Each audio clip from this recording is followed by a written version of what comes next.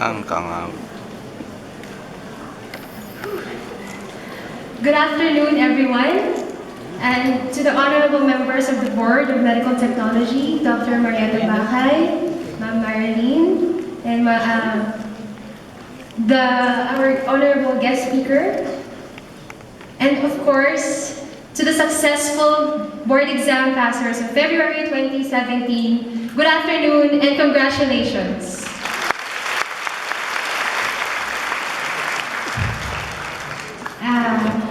Today I will be delivering a speech, and in my PRC invitation, they informed me that I will be delivering a short message. And the words short message was written in bold, italicized letters. Nahiya pa po sila na i-underline. Pero I will do my best to shorten the message. I have so many things that I want to share. Pero in obedience to that, I will shorten the acknowledgement and proceed right away to my message.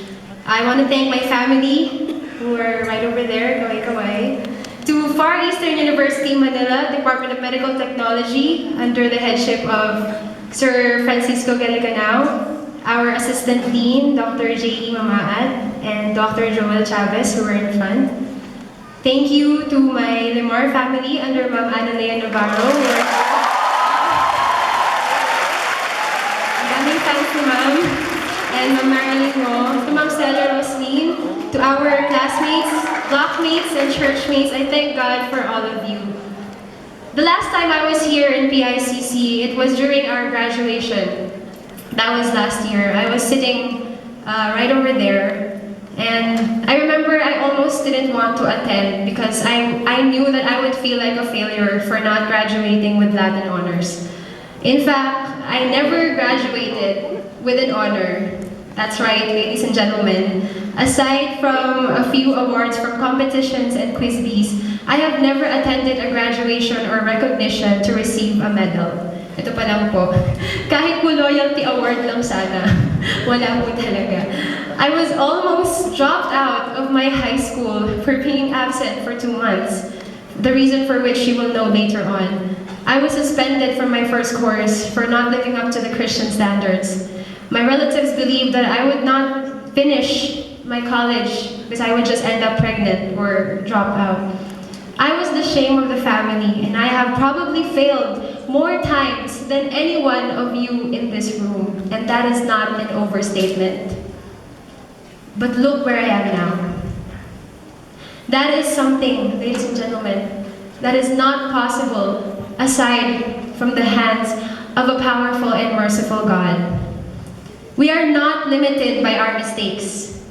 We are not defined by our past. We are not controlled by people's opinion about us. Your identity lies in who God says you are. Marami po kasi sa atin kapag nag-fail po tayo, bumagsak tayo, mananatili na po tayo sa pagkabagsak. Tama po ba? Hindi na tayo babangon, hindi mo na ipaglalaban yung pangarap mo, mananatili ka na doon. Sasabihin mo kasi, ay, hanggang dito na lang ako, wala na mangyayari sa akin. Tapos maririnig mo rin sinasabi ng ibang tao, hanggang dyan ka na lang, tamad ka, or hindi mo kasing talino si ganito, mag-iba ka na ng course, or mahirap lang kayo, hindi mo kayang mag-doktor.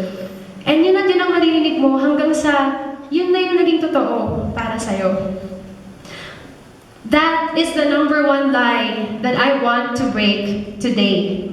It is the lie that says that you cannot be whoever you want to be. If you surrender your life to God, there is no limit to what He can do in your life.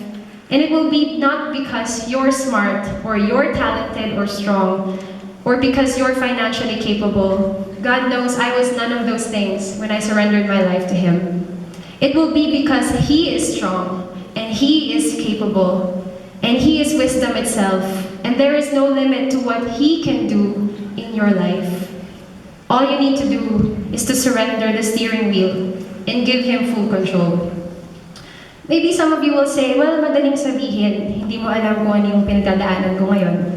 Maybe. I don't know what any of you are going through right now, or what hardships you faced to get to where you are right now. All I know is what I can tell from my own experience, and that is what I will tell you all today. I grew up not knowing my real father. He abandoned us a year after I was born, and we were raised by our stepfather, but he was always working abroad. So my siblings and I, all four of us, we basically raised ourselves. When I was in high school, a freshman, my mother lost our house and all our possessions to drugs and gambling. We didn't tell our dad, so all of us, we were forced to live like nomads, living in cheap motel rooms until we get kicked out for not making rent. After which, we would find another cheap motel room to spend the rest of the next few nights. It was like that for years. And on my 14th birthday, I was violated by two men I didn't know. I didn't even shout for help. I just cried the whole time and waited for it to be over. And I never told a soul, not even my family. And I just basically threw my life away after that. Our background, my family's background, affected our personality and our education in ways that only a few people can truly understand. And to some people here, you may think that my story is remarkable, but I know in my heart that in this very room, there are men and women who share a same story or a similar story that happened to me. And to those men and women, I would like to offer a special congratulations. You made it.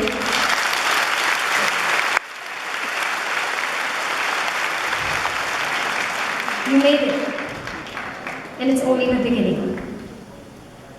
Needless to say, there was a large hole in my soul that I wanted to fill in with achievements, religion, or a series of destructive relationships that only left me more broken than I was to begin with. My relatives were ashamed of me and kept saying I would not amount to anything. Magtatanim ka na lang ng kamatis sa bukid, sabi ng uncle ko. Nonetheless, I pursued my dream to be a doctor. I got a scholarship in AUF. My mother got better and even got a good job abroad. My stepfather remarried and further widened our family. I was able to transfer to Far Eastern University, Manila, and studied and worked at the same time. Slowly, we recovered. However, the collateral damage was still there. The broken girl was still there. I tried to power through, but so many times in my college life, I would wake up and remember everything, and it would be like nothing has changed. So many times I wanted to just stop living and just quit. So many times I would wish that I had a normal family and a normal childhood. My professors didn't know what was going on. My family and friends didn't know. Just like when I was 14, I again didn't ask for help and I didn't tell anyone. That was until last year. I decided that I'm tired of living that way. I was tired of living like a victim.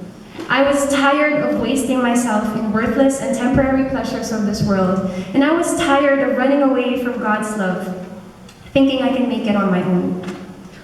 I got on my knees and cried like a baby, begging God to rescue me from that destruction that I had led myself into. The Bible says, Jesus says in John 10:10, the thief comes to steal, kill, and destroy. But I have come that you may have life and have it in abundance. I begged God to restore unto me 10 times what the enemy has destroyed in my life. I was done being a loser. I didn't want to attend another ceremony, feeling sorry for myself and wishing that I could have done better, or wishing that I could have been better. And wishing that I could be the one to stand in front, in this podium, and stand in front of all of you and tell what God has done in my life. I have failed so many times, but I refused to accept that that was the end of me. I refused to accept na hanggang dito na lang ako. Ganun din ang masasabi ko sa inyong lahat. Stop living a defeated life. Jesus died for you so that you may have life and a life in abundance. Fight for that promise. Fight for who you really are in Jesus. Fight for that dream. Fight for that vision that you always wanted for yourself. Fight for that calling and never give up. No matter what happens, you never give up. Fight for it on your knees in prayer. Because that is all we can do sometimes. That, for me, is the secret to success. It is learning to let go of the past and start fighting for your future with the strength and the faith that comes from God and not from yourself and not from other people. I am not the best in this room. I am not the smartest in this room, especially in this table. I am probably not the most diligent. But I am, however, the one with the most faith. I did, however, pray the most and believed the most. So sobrang taas po ng faith ko sa power ng Diyos sa buhay ko. Habang naghihintay po kami ng resulta, yung 3 days of waiting, my prayer was that, Lord, if it is your will for me to top this board exam, I pray na ang mabasa ng machine sa answer sheet ko ay yung tamang sagot, kahit na mali yung letra na sinedan ko. Ganun po katindi yung faith ko sa power ni Lord that nothing is impossible for Him. Nothing is impossible for Him. He is in control and He can do beyond what we can do. Nothing is too hard for Him to do. Whenever you are faced with challenges and you feel like you can't do it, ako na magsasabi sa'yo na hindi mo talaga kaya. But if you do it with God, with faith, and with the power of God behind you, on anything, all things are possible. There is nothing that you cannot do. If He can turn a worthless and broken person like me into someone of value and someone of honor, He can do the same in your life. Whatever you do, fight for it in your knees, on your knees, in prayer. Buong review ko po, lahat ng ginawa ko, pinag-pray ko. Lahat, pati yung books na binabasa ko, I pray, Lord, tulungan mo ko maintindihan to. Help me to know ano yung mga questions na tatanungin nila. Everything I did was covered in prayer. That is my encouragement to each and every one of you. As we step into the professional world, do not try to make it on your own. Especially so because we are dealing with lives of people.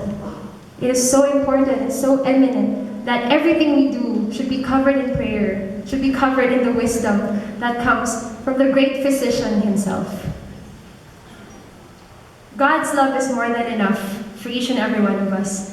I'm not inviting you to any religion. In fact, I didn't even mention my religion. I am challenging you to surrender your life to a person. That person is Jesus Christ. He is more than enough for you. And whatever you are facing, He is more than enough. His strength is more than enough. And His promise for you is a life, and not just any life, but a life lived in abundance. Change doesn't happen overnight. It's a decision you have to make every day, and you have to match your faith with actions. The two always go hand in hand. Every day, you have to live in a way that will lead you one step closer to where you want to be. And as I end my message, let me leave this reminder. You are not controlled by your past. Tell that to yourself. You are not controlled by your mistakes, by your failures. If you fell, bumangon ka. Lumaban ka. Rest if you have to. Cry if you need to. But don't give up. Don't ever give up. Winners are actually losers who never quit. Use your past failures as motivation for you to do better and be better. Work hard, study hard, but pray even harder. Always remember who you are as a child of God. You are loved, you are blessed, and you are never alone. Whatever you do, do it with God. Don't make Him a part of your life. Make Him your life. He is more than enough for you. To God be all the glory. Thank you all for listening.